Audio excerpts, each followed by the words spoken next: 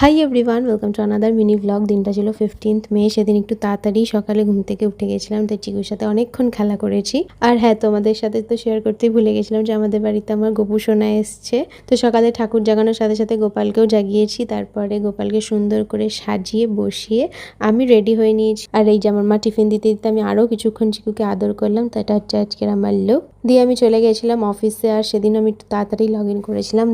দেন কাজ কমপ্লিট করে দুপুরবেলা চলে এসেছিলাম লাঞ্চ করতে। একদম সিম্পল খাবার এনেছিলাম সেদিনকে, ডাল ভাত আর আলু ভাজা। আর এই হৃদয় আঁকা পাপড়টি আমায় দিয়েছিল আমার উল্টো দিকে বসে থাকা মেয়েটি।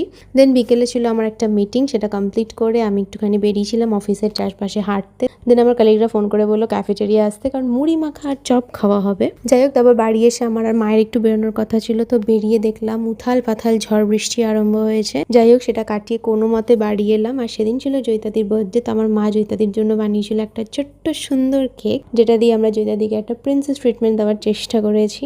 তারপর জয়িতাদি কুহুর সাথে কেক কাটলো, আমরা সবাই মিলে একসাথে বার্থডে সেলিব্রেট করলাম জয়িতাদির। So that's it for today. I'll see in the next blog. Take care, tata.